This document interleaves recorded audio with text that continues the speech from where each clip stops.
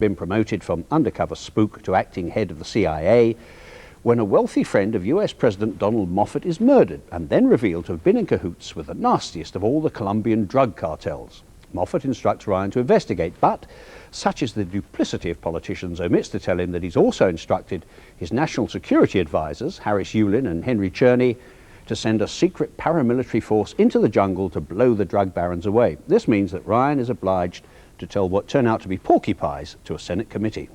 Why was I kept out of it? You weren't kept out of it. You're neck deep in it. You went before Congress and you got the money for it. You went before Congress and you lied to them. I never lied to Congress. You lied to them. I didn't lie to Congress. Advised. Give me that You told check. them no troops. There are troops, Jack. I didn't know that. You know I didn't know that. No, I have no recollection of that. That's the term you have to learn.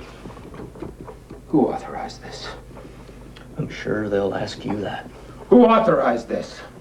I have no recollection, Senator.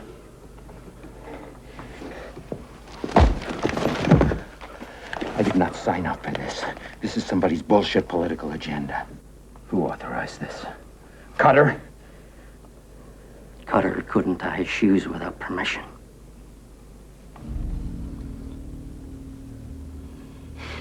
If I go down, you're going with me. Now, we all know, of course, that cocaine never gets up straight Arrow Jack's nose. Perish the thought. But being made a fall guy really does, so that by the time the film is over, he's taking on the entire US government, as well as the drug peddlers. Meanwhile, back in Colombia, the CIA's resident loose cannon, Willem Dafoe, is recruited by the unscrupulous national security men and comes to the conclusion that honest Jack Ryan is a bad guy. Oh yes, and also in Colombia, there's a power struggle going on between the cartel's main man, Miguel Sandoval, and his number two, Joaquim de Almeida. Most thrillers have hardly enough plot for an allotment. This one has more plots than you need for a housing estate, and yet it works okay. Certainly a lot better than Patriot Games. The lengthy exposition does initially get in the way of the action, but there's plenty of that later on, confusing though it might be if you haven't been paying close attention. And even if the climactic chase and shootout seems to have strayed in from an entirely different movie, three very expensive scriptwriters, Donald Stewart, Stephen Zalian and John Milius, make pretty good sense of the convoluted storyline, and director Philip Noyce juggles all the component parts without dropping any noticeable clangers.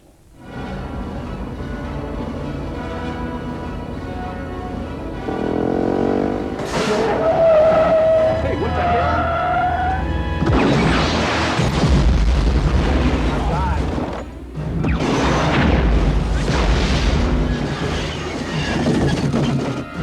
Back up! Back up!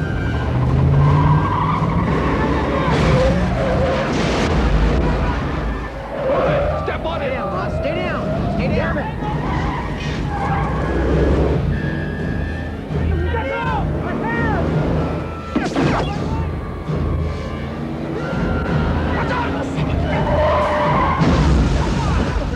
Damn it! Damn it! Back up! Back up! Go! Let's go! Let's go! Let's get out! Easy, Andy. Gotta keep moving! Go, Jack! Go! And with a mighty bound, our hero was free, which is just as well as what the film's got going for it most of all is Harrison Ford. You always feel safe with him, don't you? He's both the thinking girl's action man and the honest, acceptable face of America, the direct descendant of Gary Cooper and James Stewart as the cinematic keeper of the nation's conscience. While Harrison Ford's around, you feel there's always hope for the US of A.